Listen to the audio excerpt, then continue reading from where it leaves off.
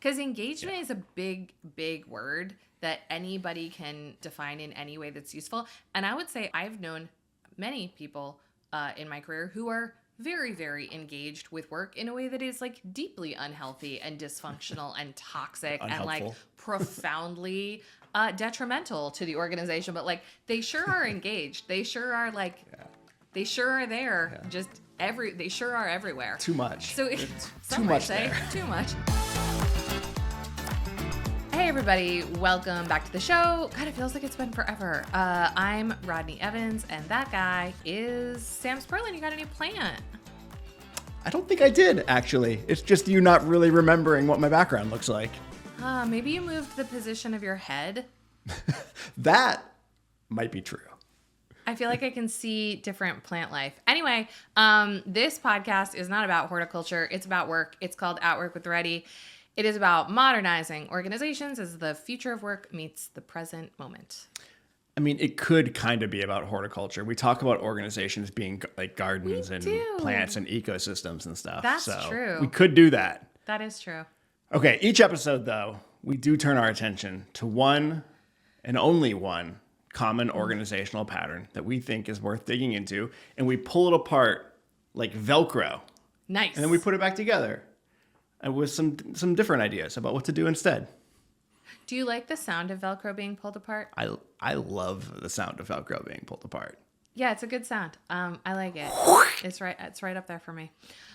This week we are talking about a topic proposed by Sam Spurlin, which is employee engagement surveys. I didn't realize until we started prepping how many strong opinions I have about this. Turns out it's a lot. But before we get into that, let's do a check-in round. Rodney Evans, checking around for you today. What is an unexpected compliment that you have received that has stayed with you? Ugh. Maybe I don't get enough. Oh, no. Oh, no. You have to get compliments. Jeez. We can go with the other one if it's more fun. No, I'll think of a compliment. I really can't think of one. You know what I think this is? I think it's that compliments don't stick with me the way that criticism does. And actually, we're going to talk about that in terms of this survey because, like, I know I am aware for all of the people who know me who are listening to this podcast right now, like, I am aware that people are kind and generous to me. And I'm not like, I'm a lonely spinster and no one's ever nice to me. Like, people say nice shit to me all the time, including many of our listeners. Yeah. So, but I think I tend to so over-index on anything that's negative that those things like stick with me a lot more than what's positive. Okay, but here's something that I will say in terms of actual stickiness is I have had people, and one person in particular from the Ready, very specifically compliment me on my directness. And directness in terms of just like someone said to me actually not that long ago, they were just like, I just feel like I trust you because I know where I stand. And I know that like you'll just tell me the truth and you won't tell it to other people. You'll just tell it to me and you'll tell it to me plainly. And I because it is a place that like I worry that I'm too direct or that it's interpreted as unkind and a bunch of that shit is gendered too. I think that one stuck with me because I was like, there are instances where people actually do want and appreciate this. So I shouldn't veer too far away from it. I love that. Great. You had something after all. I did. It just took a little while to dig into it, to find it, to sift for it. What about you? Was it about your mustache? I don't get nearly enough compliments for my mustache, which is really kind of mind-blowing for me. Truly. No, mine, it's equally embarrassing potentially. Cool. But it has really stuck with me from my senior year of high school. And they're, like the superlatives, like the, class clown, like most likely to be successful. It wasn't any of those. It was most reliable. I was just going to guess most likely to be on time. So yeah, a version of that. Okay, and I don't know. Yeah, it made me happy. And because I do like to think of myself as reliable, and I was surprised that my peers like recognized me for that. Old reliable. That's what we're gonna call you now. How fun for us. That just a fun thing for an 18-year-old. You know, like, oh yes, I'm reliable. This is what every 18-year-old aspires to be. Not exciting, reliable. No, that's right. If you want a superlative from us, please leave us a review on Apple Podcasts specifically, and our superlative will be you're our favorite listener of the week. And follow us on LinkedIn, on YouTube, on Instagram. Jack posts memes and makes supercuts of usually us making fun of each other. So enjoy that on stories. All right. You ready to get in this, Rodney? So ready. Let's go. I got my protein drink. The I got my water. I just came back from vacation. I'm ready to debunk some locked shit. Locked in. So our topic, as you mentioned up top, employee engagement surveys and what to do with them is what we want to dive into. Because I think we have seen several different negative patterns related to employee engagement surveys, and we should see if there's something we can do about that. Sweet. So what is the actual pattern here? The actual pattern is employee engagement survey is sent out with all of the best intentions in the world. A lot of work, a lot of comsy, sunshine zone, more on the ocean is coming. There's going to be a whole fall about it. Get psyched. You guys are going to be so dope. Anyway, a bunch of comms and cajoling and compliance related machinations unfold to get people to fill that fucker out. Everybody gets nervous before the results come back. I've been on every side of this. It is like a real nail biter. Then the results come back. It's like getting your report card. And then some version of like, we're going to put a work stream, task force, tiger team group together and assign them to each of the problematic areas that popped to go fix happens. That also takes a bunch of finagling. Like, who are the people? And don't leave anyone out. And get approval from their bosses. And make sure the optics are good. Whatever. Yeah. And then usually those efforts either never get off the ground or fizzle out over the time, because often those groups can't actually fix anything. Or a fix, quote unquote, of some kind is pursued, but by the time the next survey happens, it's either unrecognized, unintegrated, or there's a new problem identified. So like the cycle just kicks off again. And the very short version of that is survey results, fake fixing survey. So why is that? Why is that happening, Sam? Why is that happening? Why? I'm looking at our board here where we did our prep for this episode. And this is the most I think we've ever put in preparation for an episode. Smallest topic, most cards. Yeah, and I mean, not to get super meta about this, like why did we have so many things about this? As the day that you proposed it, I went swimming after I read your Slack message. I thought about this for like 90 minutes and I came out of the pool enraged. I was just like, and another thing, I was by myself and I'm just like yelling at the air about employee surveys. It was wild. But there is so much in this, because I think part of why is like the survey is such a tiny little pinpoint of time and information that represents so much so poorly. And it's like all we have to be like, this is my one moment to tell the truth. Or as a leader, this is my one moment to know what the fuck is going on. Or as like, it's like we just pile import on top of it until it's this thing that feels like existential in nature. And it's just a survey, and it's a very flawed vehicle. And so I do think that like as soon as you like take the lid off that jar, there's just a lot that escapes from inside of it.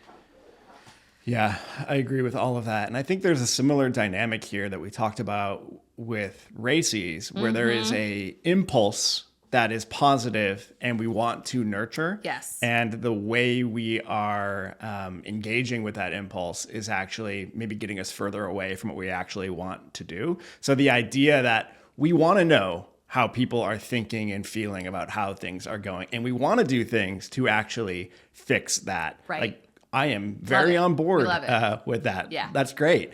And the mechanism then being this moment in time survey, and then really no infrastructure for doing anything with what comes out of it, while somehow simultaneously being incredibly grippy and intense about the results that come out from it. Like, I have seen in many occasions, looking at the historical data of the engagement survey with a client, and a category goes like down 1 or 2%, and it's like all hands on deck.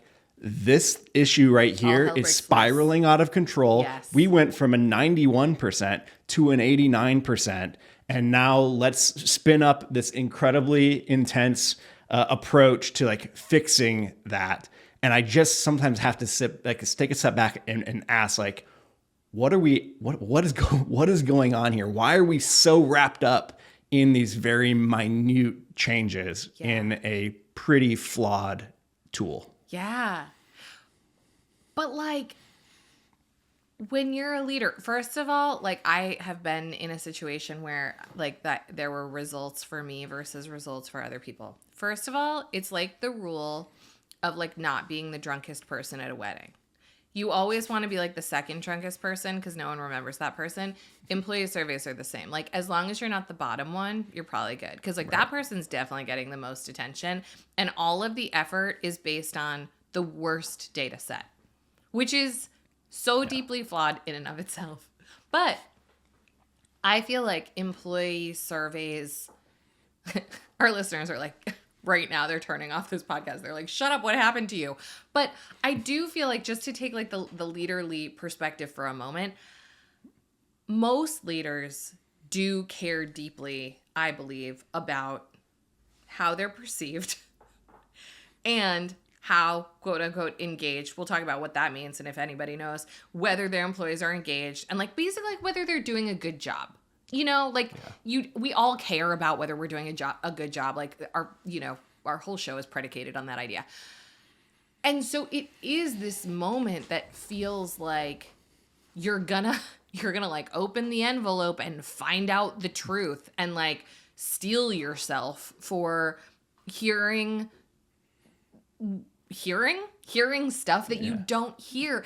And like, And so it's like, even if it is a 2-point drop from like 99 to 97, most leaders are going to freak out and be like, what have I done wrong? Which obviously every single part of what I just said is borked. Like, soup to nuts, it's borked. Which is part of, I think, why I had such strong feelings about this when I started thinking about it. Because I was like, this kind of makes everybody feel bad, even though the whole point of it is to make people feel good. And the results of it are what people like hold up as evidence of doing a good job. Like, it's just so deeply flawed. Yeah, I think I'm realizing I have never seen a system where people were at all excited about any aspect of the employee engagement survey. Preparing it is horrible and full of politics. Filling it out, getting people to actually fill it out, whether they're actually going to do it or be honest. And then the results and what we do or more likely don't do with them. Like, the whole thing, it seems to be a huge exercise in going to the dentist. Soup to nuts. And you can going to the dentist is great because your teeth are healthier. And I'm not sure that we're getting any sort of healthy outcome at the end of our current engagement survey fiasco. No, I don't know that we are. And it's like, just like our check-in round, everybody focuses on the negative, always. Like, always. And it feels like a competition with your peers. Like, it feels, when you're a leader, like you're competing against other people for who is the best at their job. And I think it feels, in some ways, like it's just like, it feels like no win. Because it's also, a thing that I've observed both in like being measured in this way and seeing a lot of this data, and I'm curious if you've seen this too. A lot of times, and I was one of these people, so full disclosure, a lot of times the people who are like rated really, really well by the people who work for them are the worst with their peers. And I was one of those people who was like, I would lay down in traffic for my team. They loved me. But the people who worked at my level across, I was like, pound sand. I did everything to like protect my team from them, to steal resources from them, to promote myself above them, to be better than that. Like, I was not a good teammate to my peers, but I was a good leader to my team. And my surveys reflected that because I was not evaluated by my peers. I was evaluated by my organization.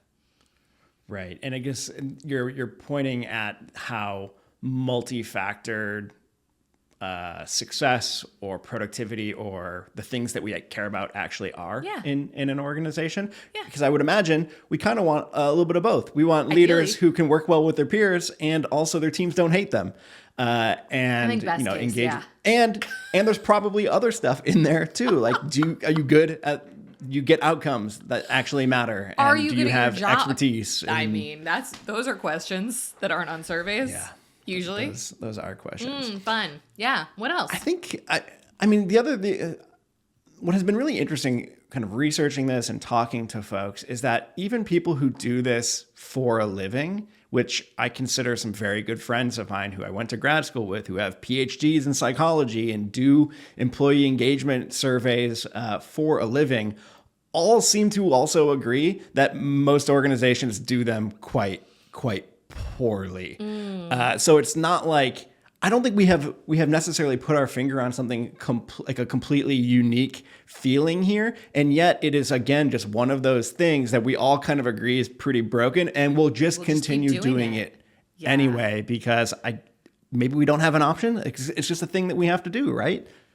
I mean, I think in many ways it's just the trapping of like an old OS, and we haven't really investigated a better way. And I would put it into the same category, to your point, of like races, of like a lot of performance management, where it's just like, we have a way that we've been doing it for a really long time.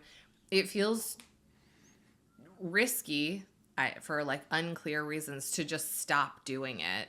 And we haven't figured out something better to do instead. So we just like rinse and repeat every year. Yeah. It feels, I would imagine one of the reasons it feels risky to stop doing it is because it's often the only thing that has any sort of semblance of listening to people in the organization. Right? So if you stop that, we don't actually get anything useful out of the process of doing it, but at least we can point to it as like, well, we have our engagement survey where we ask you what you feel about things, and then we do, air quotes, do things about the results that come through. And if we got rid of that, then we're really not doing anything. Then we're basically just telling you like, we don't even want to hear you. We don't want to listen, which is why we didn't ask a question. Yeah, it's not, that part isn't good. And, you know, I think I worked a long time ago with a CEO through a project at the Ready who I really adored. And I remember this was the first time I had this aha. He had gotten data through, I think, something like a survey. And we were having a one-on-one. And he was basically like, he was like a very empathic leader. He was just like a very bright and wonderful man. And he was kind of like head in hands, like, people are really unhappy and I don't know what to do about it. And this organization had like gone through like a private equity investment and a lot of change, and like just they had been through a really stormy season, and a lot about the culture had shifted in ways that people didn't like. And this CEO like took that incredibly personally. And it was the first moment that I had the realization that like there's a lot of problems with servant leadership, and that this person had created a dynamic where he was just like, bring me your problems. It's my job to solve them. And then when he didn't solve them, he felt incredibly bad. And that just led to him hearing more problems. And I was like, this doesn't seem right. Like, this doesn't seem like a healthy dynamic. This seems like as unhealthy of a dynamic as not asking at all. Because now you're just a dumping ground and you're just like the dad who's supposed to like clean up everybody's messes. And then when you either can't or you don't do it in a manner that they enjoy, they're just like, hey, listen up. Not like that. Yeah. Try again. And I'm like, this is a bad color. Yeah. That parent-child dynamic is like the unstated assumption that is at the basis of almost all efforts around doing employee engagement surveys once or twice a year, and then doing something with the data. Right. Like, we will take care of this. We have tasked an SVP with this category of question, and they're gonna go make things happen. That I think that is that's what is step zero, the foundational, unquestioned thing in most of these situations. Totally. And I think we would do well to question that. Do we want that dynamic? And are there other dynamics that are actually healthier in it for a better OS? Impossible.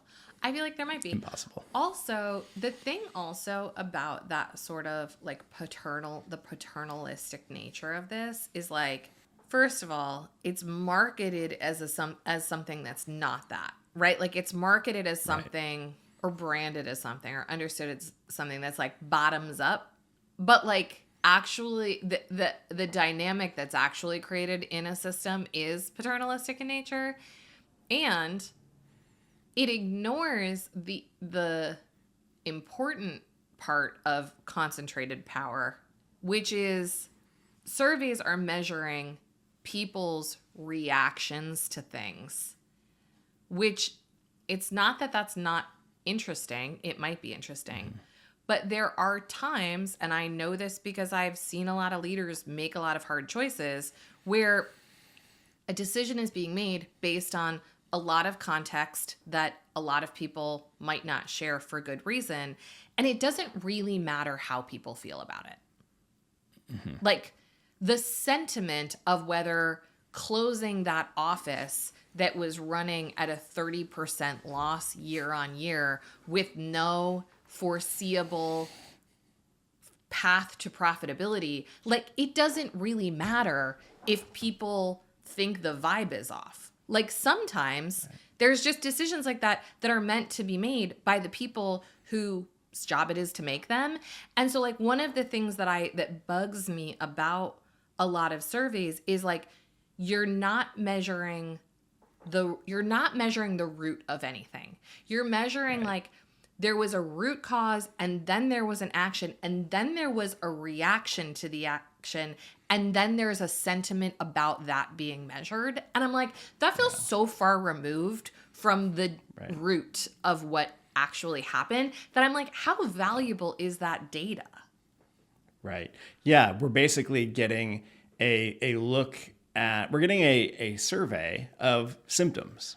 Yes, basically. Exactly. We're getting a sense of what symptoms exist across the organization, and very little to no insight about where those symptoms are actually coming from. And I think this kind of dovetails with my most cynical take on this, which is I have a feeling that in many organizations, you could not do this engagement survey and still everybody would have the same shared sense of like what's actually going on and what the engagement is across the organization. I have seen very few times have I seen anybody be surprised by anything that has come out of an engagement survey. I talk to folks when the results come back and they're like, oh yeah, like this part of the organization over here, really low. No one is surprised. People don't feel very good about this. Nobody is surprised. And I have to wonder why do we spend so much time doing this if it just told us a bunch of things that we already know? Yeah. And I'm sure that's not the case in every organization, but it seems to be a case a lot of the time. I think it's the case a lot of the time because, to your point, it's like, I'm just going to say on the survey, that I feel really tired. And what the survey isn't going to measure is like, do I exercise? Do I drink a bottle of wine every night? Do I live on a noisy corner? Do I have a dog that wakes up every hour? Like there's none of that quality. It's just like, Rodney's sleepy. We should like make a nap room. And it's like, well, maybe there are other things going on. Also, I don't do any of those things. I was just using those as an example. Don't at me. I mean, I could use a nap room. Use your discretionary. If Reddy wants to set me up with a nap room, yeah, there we go. You work at your house. I think you have a nap room. I think you're probably called my in bedroom it right now. You just go there. That's true. But I feel like this is why, not to jump ahead to solutions, but I feel like this is often why, why the OS canvas slaps and why people love digging into the fields of the canvas is because so often the presenting symptom of sleepiness is not about sleepiness. It's about something systemic and something that is deeper. And often I think the deeper thing can be easier to fix. It's like if the prevailing sentiment is I don't trust my colleagues, like we can spend a lot of money on like communication training and offsites and vibes and individual coaches and blah, blah, blah. And a lot of times it's like, or we could like have practices around information transparency and I could know what the fuck they're doing. And that would probably go a pretty long way to me trusting their competence. Yeah. It's like a lot of times like what would actually get at the root is easier than all of the other things that we do to treat the symptoms. Yeah, but getting at the root, I agree. And getting at the root is sometimes it doesn't look like visible progress. And we'll talk more, I think, when we get the solutions around that. But it's like actual getting to the root of a thing and experimenting around it is not as simple as like, oh, we set up a nap room for employees. Like what else could you possibly want from us? And you know what that makes me think of is the other thing about this. That protein drink had caffeine in it, and all of a sudden I was like, ooh, my heart's gonna explode. There's no sleep problems here. I don't need a nap room. Is we just are so dang in love with complication. And it's like, let's get this giant data set and do cut the data 15 ways and analyze it and look at trends over time and argue about the points on the scale and blah, blah, blah, blah. And it's like, if we take a real complexity informed approach, a lot of times something like ethnographic interviews, understanding representative anecdotes, understanding, just like we talk about on this show every week, that patterns are fractal and repeating. And if we understand one of them through narrative, we probably can get a pretty good sense of a lot of what's happening.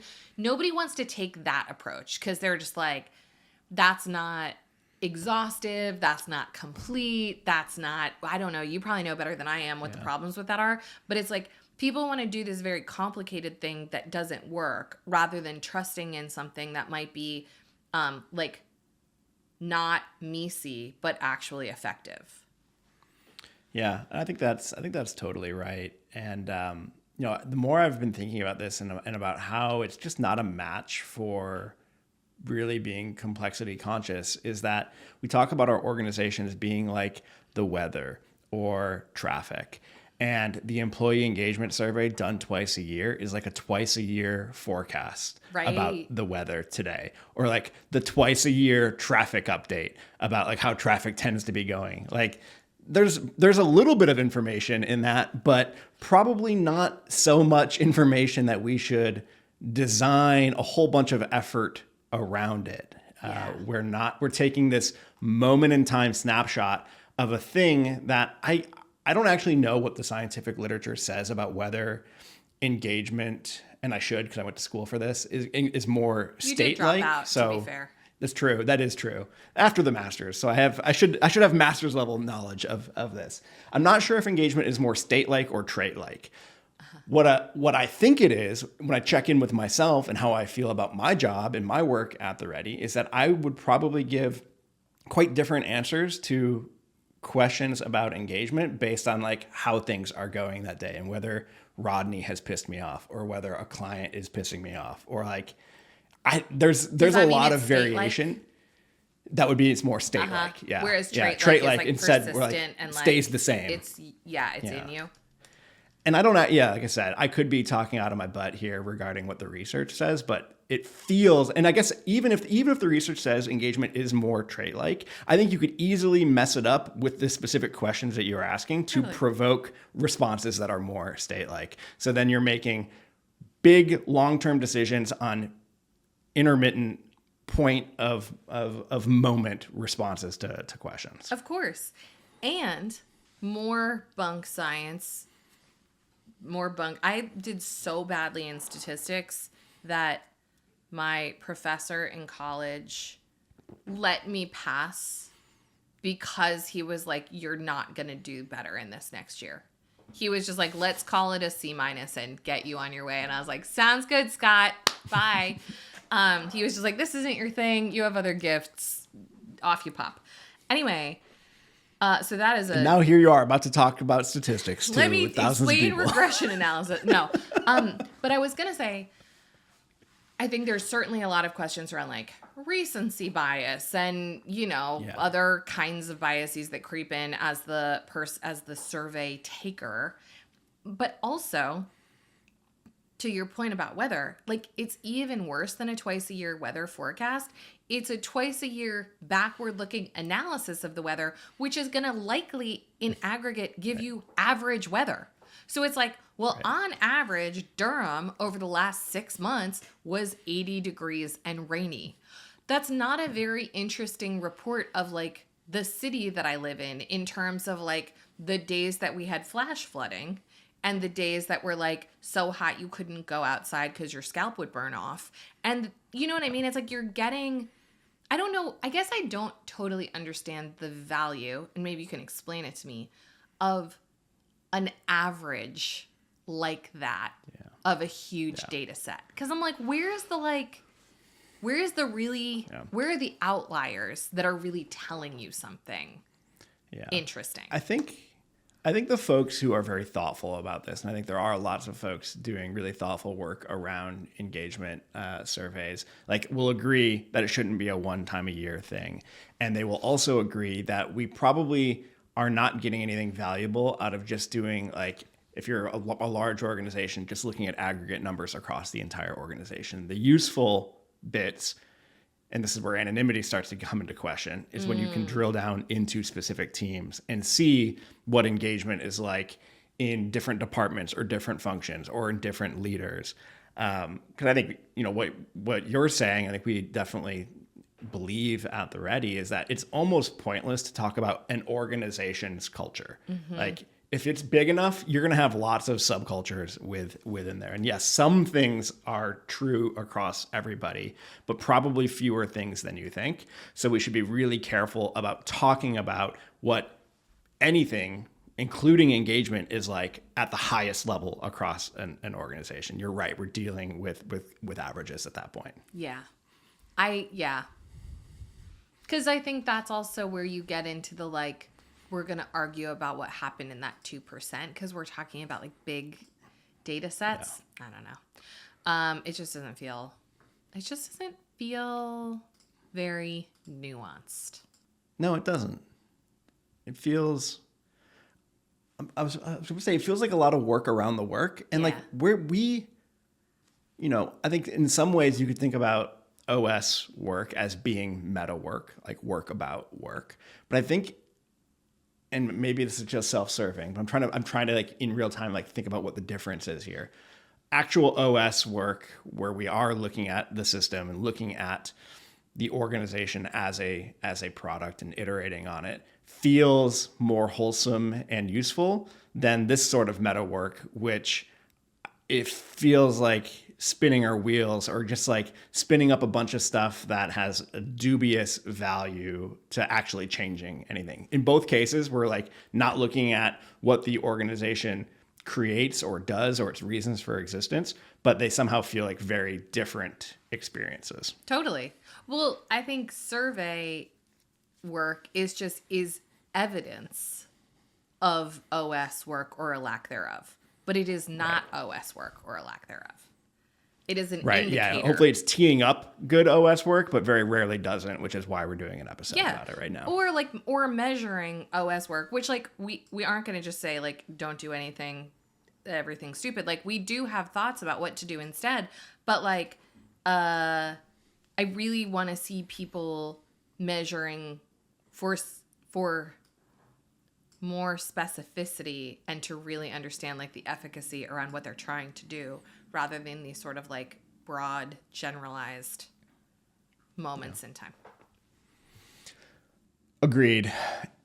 I think there are only two other things to potentially hit. One is the survey itself, and we sort of touched on this, but the fact that the survey gets so much attention and focus in terms of its implementation, and then working with the results of it gets such short shrift should really be inverted. That is just as a starting point. It's just like do the least on the data collection and the most on experimentation based on that data collection, not the other way around. And I feel like, you know, those work stream teams and tiger teams or whatever, it's just like those are often like just such like toothless teams that are performative, that don't have the time or the remit or the skills or the money to actually do shit about shit. It's just like, don't do that. Don't place all the emphasis on the asset and none of the emphasis on the ways of working. That's super annoying. And then the other thing that I wanted to ask you about, because this popped in a bunch of the research and I hadn't even thought about it, is about the anonymity thing. Because like there is so much suspicion about whether they're really anonymous and what could be attributed and blah, blah, blah. I know when I worked in a big company, I never filled out the employee survey because I was like, what do I get? Like, these clowns aren't going to do anything about it anyway. Like, best case scenario, nothing happens. Worst case scenario, I get in trouble for being honest. Why bother? Yeah. That feels like a very rational response to this on your part. So I guarantee you're not alone on it. I mean, I think this is the pitch for external firms who will run your employee engagement survey potentially. Like, you know, there's a bit of a firewall. How do we know we can trust them? Unless, right. Well, yeah. Or how do we know they're not just going to like dump the results of the survey, including my qualitative answer where I write in a very distinctive way and my leader immediately knows it's me. Exactly. To my leader. Yeah. I don't know. Yeah. I guess I'm just curious about like, I don't know if it's like what the answer is here, but I kind of just wanted to name that. Like, I do think that that's a hard truth. And I think that what sometimes we end up with in engagement surveys is a lot like what we end up with like fucking Yelp reviews, where it's like the people that are the happiest and the people that are the least happy are the ones that complete the survey. It's the people who are like, I have nothing to lose because I'm psyched. And I'm just going to tell you how psyched I am. And if you know that it's me, I'll get a gold star. Right. Or else I'm lying and I'm just going to say that anyway because I don't care about being honest and I want to avoid punishment. Yeah. And then on the other side, the people who are like so deeply disgruntled that they're just like, fuck it. I'm not saying you totally miss the middle, but like I do suspect that like most anonymous surveys, including most review sites of any kind, you get the extremes.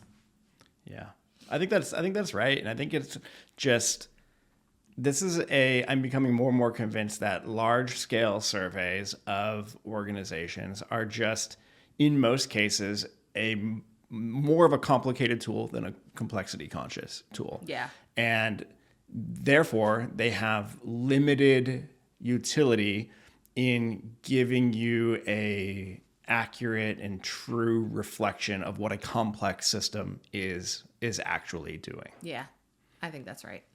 and the complexity conscious like version is much more time intensive and requires different skills because it's conversation, it's sense making, it's just being aware of what is happening around you. It's like checking in with yourself and asking like, how engaged is my team? And then like being able to look back at your last like 6 weeks of meetings and been like, I'm the only person who talks. Right. And pulling something from that. Right.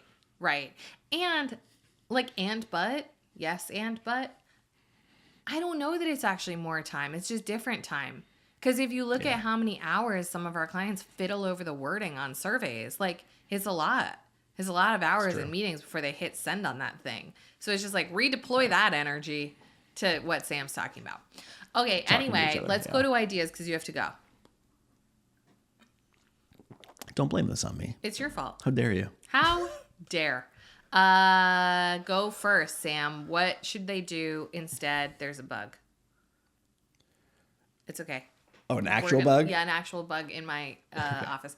You know what? We're just going to live and let live. What should people do instead? Very enlightened. Thanks so much. So we've alluded to this, but I think there's interesting opportunities in terms of how so let's say you're going to do an engagement survey. Like you don't have power to like change it. Like it's going to happen. You're going to get results.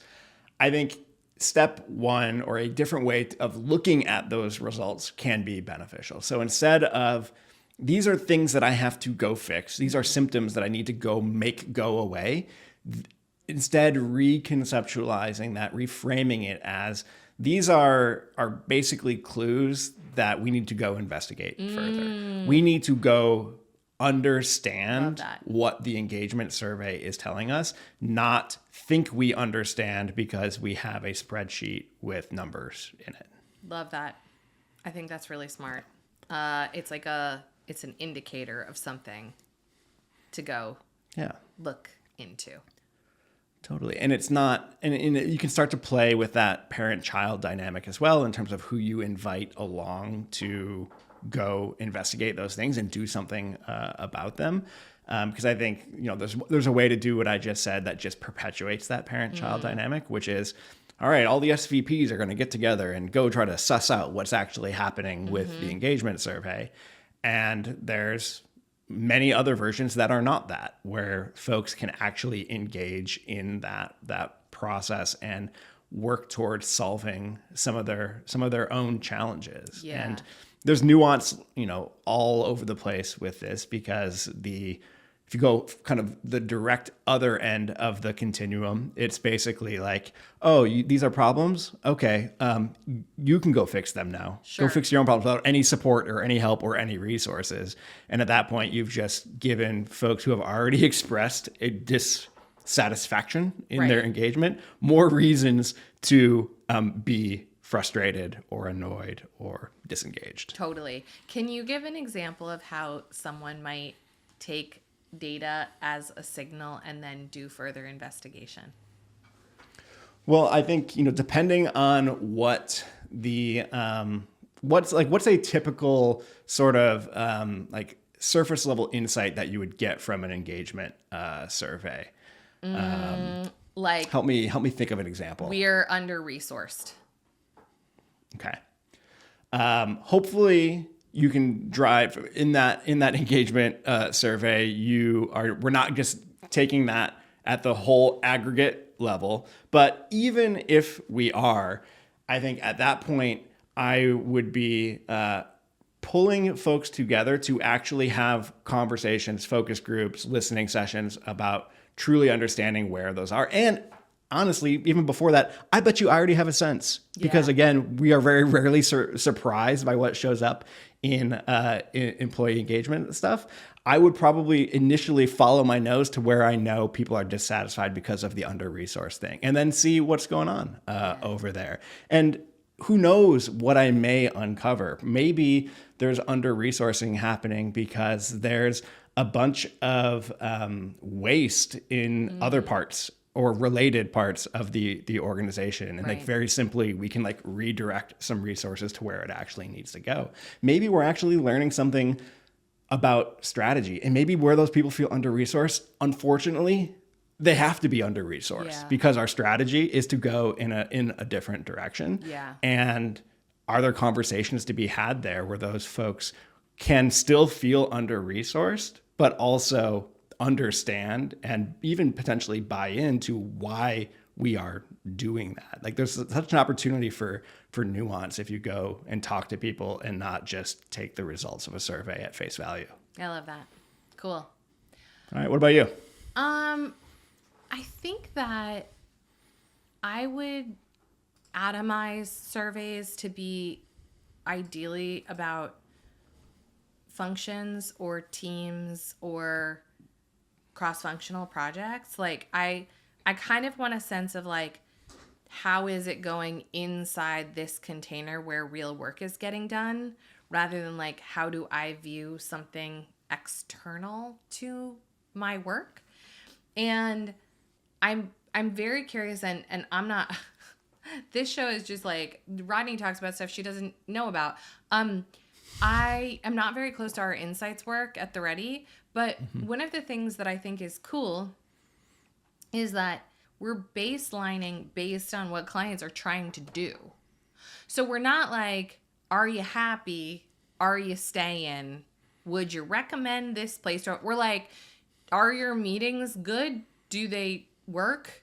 Are you in them too much? Yeah. And then we remeasure that thing over time and then tell people about improvement. My point is, first of all, do it at a level of organization where interdependent work is actually happening. And secondly, measure based on what you're trying to do. Like start with like, we're trying to have a shorter release cycle, or we're trying to have less time in meetings, or we're trying to have like a higher trust environment, or we're trying to have more transparency of information. Like get a little clear on the principles that you're designing for, baseline against that, and then measure against that. Because like that quality and like that specificity is just going to tell you something different than these sort of like sweeping, like, do you trust your leadership and do you think they're doing a good job? It's like, well, I don't know. I don't know how helpful that really is. Yeah, I love that. I feel like with greater specificity, you just have more degrees of freedom to go do things. Like the question that you just used there as an example, like, do I believe in leadership? Like there's so much in that. Like that's just bad survey design. It is. Because it's like what's that question telling you? Maybe to de-nerdify my like design principles thing a little bit, it's just like, can you define at this moment in time what engagement really means to you? Because engagement is a big, big word that anybody can define in any way that's useful. And I would say I've known many people in my career who are very, very engaged with work in a way that is like deeply unhealthy and dysfunctional and toxic and like profoundly detrimental to the organization. But like they sure are engaged. They sure are like... Yeah. They sure are there. Yeah.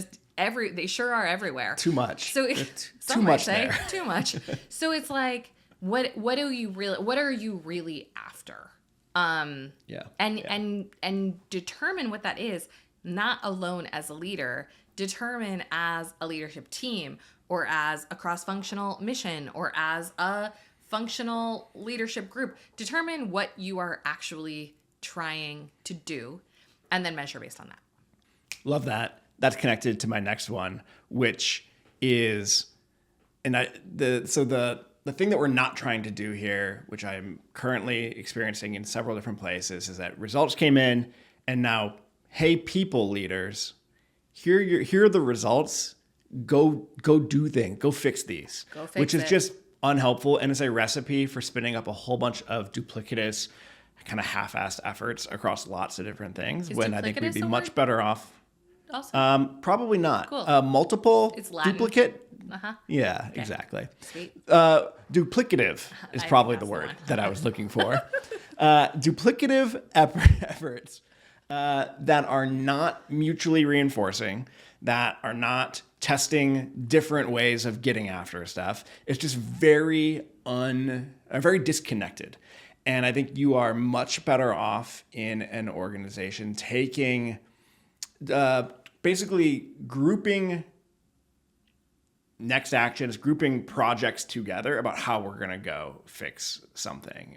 Don't make it the responsibility of each individual kind of frontline leader, frontline manager to like go fix their parts. Like, let's see if we can design 2 or 3 deliberate moves that have theoretical reasons why they would like feed into each other, as opposed to just peanut buttering some ideas across the entire organization, so that, you know, at least in a year when we do this again, we all have that faint taste of peanut butter in our mouth. Like, oh, we did do something, didn't we? Of course it didn't fix anything, but like we can remember the taste of it. Yeah. Yeah, that's cool. I mean, this relates a little bit to one that I have. I think the easiest starting point is show the data to everybody. Like, yeah, even before you get into like who's going to fix what and who's going to be involved. And I'm personally of the opinion that people should be involved to actually like give a shit about that particular problem to be addressed or whatever, or have some skills or whatever. I think like too often those teams are assembled structurally rather than based on what would serve the work well. So but even before you get to that part, it's pretty rare that employee data or employee survey data is shared. It's usually shared like deeply scrubbed and in aggregate and at a level that makes it like very palatable and almost meaningless. Probably not everywhere, but in a lot of places. And I think a really good first starting point is to be like, this is our data. This is our problem to solve. Yeah. And we are all going to admire it together. And importantly, and this is very like Marcus Buckingham vibes, but at a system level, don't only focus on what's bad. Like, you get a lot of momentum by dumping gasoline on what's working in systems, and employee surveys direct us exactly away from that and to like the one shitty outlier on the entire spreadsheet. We're all just like, run toward that, you know? So I would really encourage people to share the data openly and then build on the best results or the good results, not anchor so strongly to what's broken. All right, Rodney, it's time for our closing round. And let's go with Old Faithful here, old tried and true. What did you notice about our conversation? What's sitting with you from our conversation? I noticed that when I first started thinking about this topic, I was very in my intellectualization mode about org design and what's wrong with it, and solution design and customer centricity, et cetera, et cetera, et cetera. And as we got further into the conversation, I dropped much more into my like emotional being and just realized like really the thing that bugs me about this is that it makes so many people feel bad. And it makes it makes leaders' job harder. It makes employees' jobs like many times more frustrating. It makes HR. It's this thing that's supposed to be a real tool for evolution and improvement. And mostly, I think it just makes people who often have good intentions feel bad. And I hate that. Yeah. Love that. Also hate that, but love what you just said. My thing, I think I'll be, we don't do hot takes anymore. We took that part out of our structure, but I'm going to bring a hot take back. Bring it back. I think a useful experiment for probably most organizations that do a traditional employee engagement survey is to stop. Stop doing the employee engagement survey. And that doesn't mean stop caring about the things that we are putatively measuring with this engagement survey. But let's just see if perhaps the existing engagement survey is a bit of org debt that has been carried over via inertia, and what might we do instead? I know lots of really, really smart people who are working on these sorts of things, and I would be curious what they would do if surveying is not an option. I love that. All right, let's wrap. We are always looking for new topics for the show. So if you have an organizational pattern that you're having trouble changing, shoot us a note at podcast@theredi.com.